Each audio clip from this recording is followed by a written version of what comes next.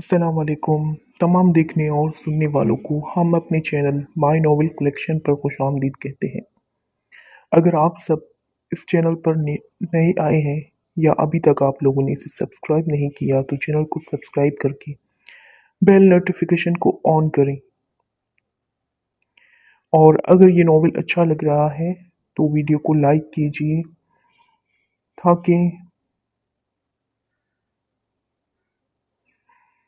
हम जल्द से जल्द इसके एपिसोड्स देने की कोशिश करें।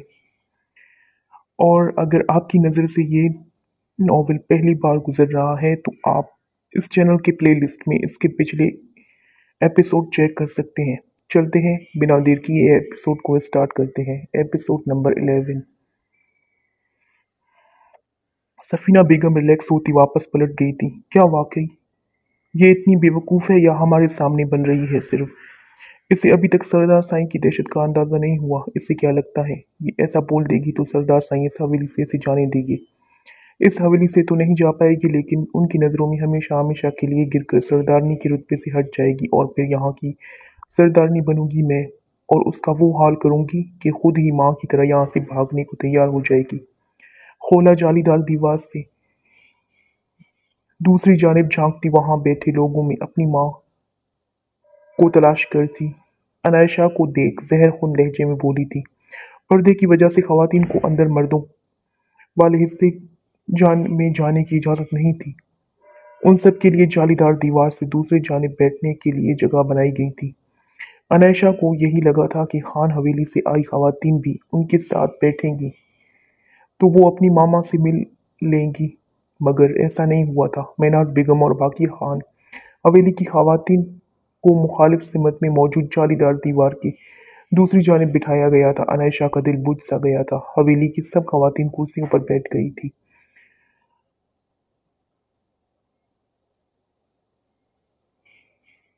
और खिड़की में खड़ी अनायशा मंजर देख रही थी जहां सरदार जाकुआन जतोई के सिवा सब मर्द ही आ चुके थे। उसे अपने मामू और कजन सामने बैठे नजर आए थे। चंद सेकंड बाद ही उसे लोगों लोग अपनी नशिस्तों से खड़े होते नजर आए थे। उसके पीछे मौजूद खवातीन भी खड़ी हो चुकी थी। अनायशा हैरान होते ये मंजर देखा था जब कुछ लम्हों बाद वो सितमगर अपने एहतराम में खड़े लोगों के बीच में से शाहाना चाल चलता अपनी सरबराही कुर्सी की जानिब बढ़ा था। लेकिन कुर्सी के करीब पहुंचते अचानक उसने गर्दन घुमाकर जालीदार दीवार की जानिब देखा था जिससे चिपकी कड़ी अपनी सरदारनी की जरा सी झलक देखते ही उसके नकूश सख्ती से तन गए थे। वो कैसे बर्दाश्त कर सकता था? उसने गुस्से से मुट्ठियां भींची मुलाजिम को आवाज दी थी। वो कैसे बर्दाश्त कर सकता था कि उसकी सरदारनी पर किसी गैर मर्द की नजर पड़े?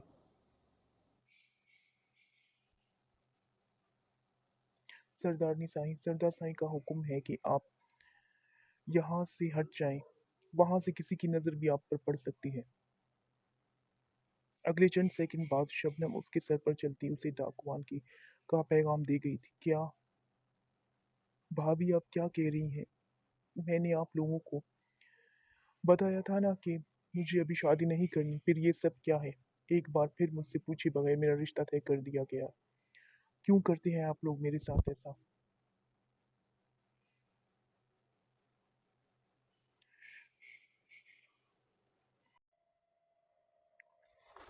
जरजान घर आ चुकी थी मगर घर आकर जो खबर उसे मिली थी उसने जरजान के पैरों तले से जमीन खींच ली थी। जरी तुम अब ज्यादा रिएक्ट कर रही हो। ये तो पहले से तय था ना कि तुम्हारी शादी इसी साल होगी। तुम्हें इसी शर्त पर ही तो पढ़ने भेज दिया गया था।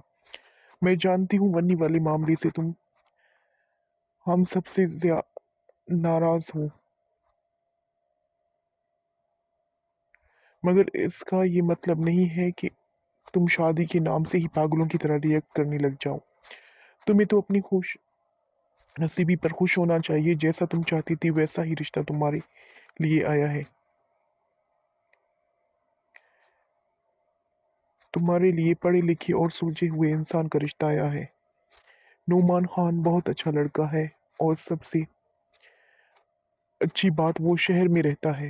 تم اس کے ساتھ وہیں رہ کر اپنی پڑھائی مکمل کر سکتی ہو، اور کیا چاہیے تمہیں؟ بھابھی نے اس کے پاس انکار کا کوئی جواز ہی نہیں چھوڑا تھا، مگر وہ انہیں کیا بتاتی کہ وہ اس انسان سے تو کیا، دنیا کے کسی بھی مرد پر اب نہ تو اعتبار کر سکتی تھی اور نہ ہی دل کا رشتہ بنا سکتی تھی۔ اس ایک بے پرواہ اور ظالم شخص کی محبت نے اسے اندر سے ختم کر کے رکھ دیا تھا۔ اس کے احساسات، جذبات اور دل کی ہر خواہش مر چکی تھی، اور اس مردہ دل کے ساتھ بھلا کیسے کسی اور کی زندگی میں شامل ہو کر کے اس انسان کا ساتھ دیتی، اس انسان کے ساتھ غلط کر سکتی تھی جسے دینے کے لیے اس کے پاس کچھ بھی نہیں تھا۔ اس کی پہلی اور آخری محبت اس سے اس کا سب کچھ چھین چکی تھی۔ ٹھیک ہے بھابھی، جب آپ سب لوگ فیصلہ کر ہی چکے ہیں تو مجھے حکم سنا دیں، کب کہاں سائن کرنے ہیں اور کس کے لیے قبول کہنا ہے، میں کہہ دوں گی۔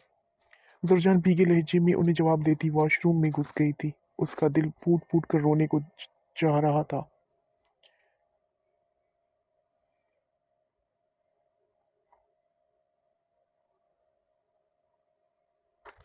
اس بے درد انسان کو ہمیشہ کے لیے بھول جانا چاہتی تھی، مگر اس نے ایک رات کی ملاقات نے اس کا دل پھر سے پگھلا دیا تھا۔ سردار سائیں کا حکم ہے کہ آپ یہاں سے ہٹ جائیں، وہاں سے کسی کی بھی نظر آپ پر پڑ سکتی ہے۔ عنائشہ اگلے چند سیکنڈ بعد شبنم اس کے سر پر ذاکوان کا پیغام لے کے آئی تھی۔ وہیں کھڑے عنائشہ نے ذاکوان کو دیکھا تھا، جو اپنی سربراہی کرسی پر براجمان ہوتے ہوئے بھی اسے ہی دیکھ رہا تھا۔ عنائشہ نہ جانے کی وہ اس وقت بنا کوئی ضد کیے خاموشی سے جا کر اپنی کرسی پر بیٹھ گئی تھی۔ وہاں سے بیٹھ کر اب وہ بآسانی اسے دیکھ سکتی تھی۔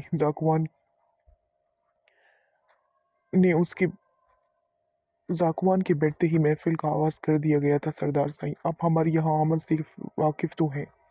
اتنے سالوں سے ہم دونوں خاندانوں کے بیچ جو دشمنی چلی آ رہی ہے اسے ہم ختم کر دینا چاہتے ہیں۔ اب تو ویسے بھی ہمارے درمیان اور بہت مضبوط رشتہ بن چکا ہے۔ ہماری بیٹی آپ کی حویلی کی سردارنی ہے، اب یہ دشمنی قائم رکھنا غلط ہی ہوگا، اس لیے اپنی بیٹی کی خاطر ہم کڑواہٹ دل سے نکالنے کو تیار ہیں۔ فہیم خان بول رہی تھی، آنکھیں پھاڑے ایسے دیکھ رہی تھی۔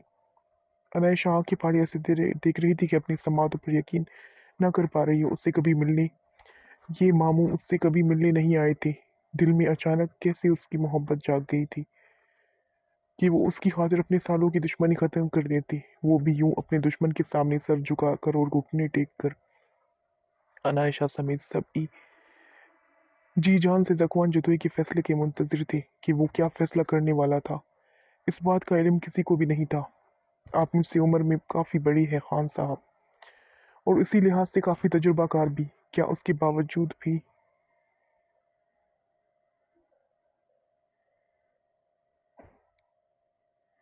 آپ کو لگتا ہے کہ دشمنیاں ختم کرنا اتنا ہی آسان ہوتا ہے، وہ بھی اس انسان کے لیے جس کے جوان بھائی کو گولیوں سے چھلنی کر دیا گیا ہو بنا کسی قصور اور غلطی کے؟ اگر میں اسی طرح 6 گولیاں آپ کے اس بیٹے جابر خان کے سینے میں اتار دوں اور کچھ عرصے بعد صلح کی نیت سے پہنچ جاؤں تو کیا آپ دشمنی ختم کریں گے؟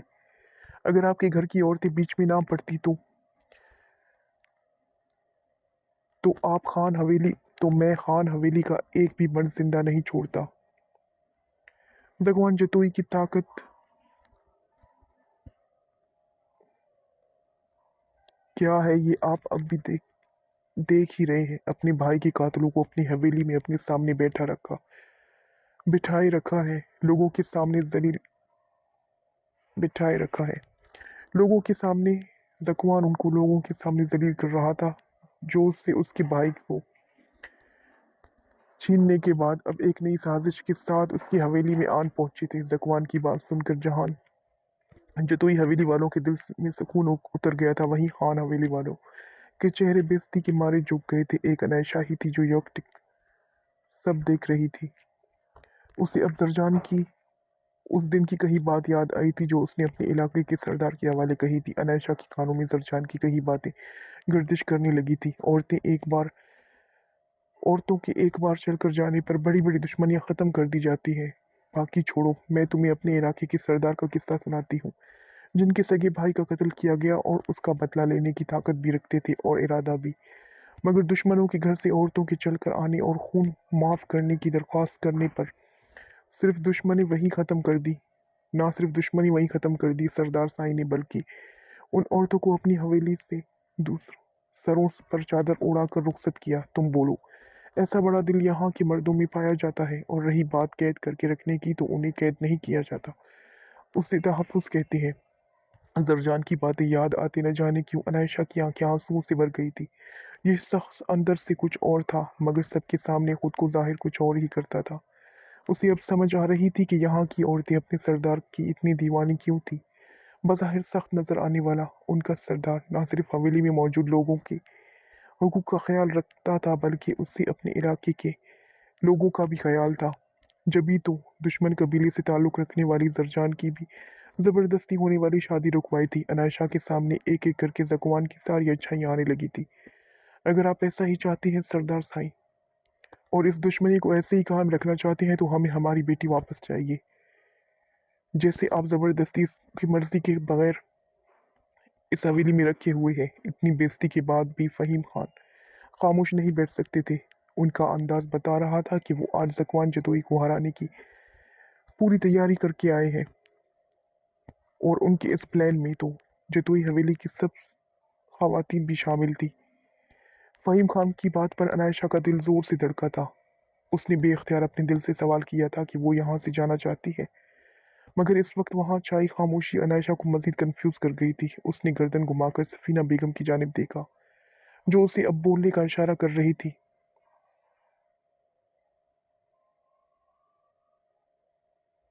अनायशा को बहुत अफ़सोस हुआ था उन्हें देखकर, जो सिर्फ अपने मकसद की खातिर अपने पोते की इज़्ज़त का भी ख़याल नहीं कर रही थी। अभी तो आपने कहा कि आपकी बेटी सरदारनी है, फिर अचानक से वो यहाँ कैदी कैसे बन गई? एक बात पर तो कायम रहना सीखे खान साहब। ज़कुवान ने उसका दोगलापन वहीं बेनकाब किया था। महनाज बेगम की हर गुज़रते लम्हे के साथ सांसें मद्दम हो रही थी। वो जानती थी अनकरीब उन लोगों की दुश्मनी में उनकी बेटी पिसने वाली है। उनकी बेटी यहाँ की सरदारनी ही कहलाएगी। आपकी बीवी यहाँ की सरदारनी ही कहलाएगी। लेकिन ये भी एक बहुत बड़ा सच है कि इलाके वालों पर अपनी बेटियों की ज़बरदस्ती शादी करवाने पर पाबंदी लगाने वाले ज़कुवान जतोई ने खुद अपनी बीवी की ज़बरदस्ती यहाँ कैद किया हुआ है। आप वो आपके साथ नहीं रहना चाहती, मगर आपने इतने दिनों से ज़बरदस्ती उसे यहाँ रखा हुआ है। उसे एक बार भी हमसे मिलने नहीं दिया, यहाँ तक कि उस बच्ची को उसकी माँ से भी बात तक नहीं करने दी। और जुल्म की इंतहा क्या होगी सरदार साईं? अगर आप सब लोगों को मेरी कही बातों पर यकीन नहीं आ रहा, तो अभी बुलवा लें अनायशा को। वो अपने मुंह से सबको सच बता देगी। सरपंच जी, आप सब लोगों के सामने भी सारी हकीकत आ जाएगी कि सफ़ेद पगड़ी पहनकर सरदार ज़कुवान जतोई जो सबके सामने खुद को असूल पसंद इंसान जाहिर करते हैं, दर हकीकत वो एक बहुत बड़ा धोखा और फरेब है। फ़हीम खान बोल रहा था जब इर्द गिर्द खड़े ज़कुवान के कज़न्स और ख़ास आदमी उसके इस गुस्ताखी पर उसका सर बदन से जुदा करने का इरादा रखते थे, मगर ज़कुवान के कुछ भी संजीदा कदम ना उठाने के हुक्म पर उनके हाथ बंधे हुए थे। क्यों बुलाऊं मैं अपनी सरदारनी को यहाँ? वो यहाँ तुम्हारे सवालों का जवाब देने नहीं आएगी। ज़कुवान जतोई के को भला यहाँ कहाँ बर्दाश्त था कि उसकी सरदारनी इतने मर्दों के बीच आन खड़ी हो। मैं मैं जानता था सरदार साईं, आप ऐसा ही कहेंगे। वो क्या है ना, आप बहुत अच्छे से जानते हैं सरदारनी की यहाँ आने से आपकी पोल खुल जाएगी। वो इन मोअज़्ज़ज़ लोगों के सामने आपकी इज्जत मिट्टी में मिल जाएगी। फ़हीम ज़कुवान को तैश दिलाना चाहता था ताकि वो गुस्से में आकर कोई ऐसी हरकत कर बैठे जो उनके हक में बेहतर साबित हो। दूसरी जानिब अनायशा को अपनी कुर्सी से उठता देख सब ख़वातीन के चेहरे पर खुशी की लहर खिल उठी थी। तो फाइनली उनका प्लान कामयाबी की जानिब गामज़न था। सरदारनी साईं, शबनम ने आगे आते उसे रोकना चाहा था। सरदार साईं की अलमारी से उनकी सबसे बड़ी शॉल लाकर दो मुझे। अनायशा के हुक्म पर सबने ही आंखें फाड़ कर उसकी जानिब देखा था, कैसे वो ज़कुवान की शय पर हक जता रही थी। शबनम उसकी बात पर सर हिलाती अगले चंद सेकंड में शॉल उसके गिर्द अच्छी तरह से उड़ा चुकी थी। अनायशा ने एक शॉल पहले ही कर रखी थी, अब दूसरी करते उसका नाजुक वजूद पूरी तरह से छुप चुका था। इस तरह कि अब सरदार की सरदारनी पर किसी की नज़र नहीं पड़ सकती थी। सरदार ज़कुवान की इज्जत खान हवेली वालों की इज्जत जैसी बिल्कुल भी नहीं है। کہ ذرا سی بات پر مٹی میں مل جائے۔ اور رہی بات میری بیوی کی تو ہاں آپ ٹھیک کہہ رہے ہیں، میں اپنی منکوہا کو زبردستی ذکوان کی۔ باقی بات منہ میں ہی رہ گئی تھی جب عائشہ نے اندر آتے وہاں موجود ہر انسان کو حیرت کے سمندر میں غوطہ زن کر دیا تھا، جس فہرست میں نمبر 1 پر ذکوان جتوئی خود تھا۔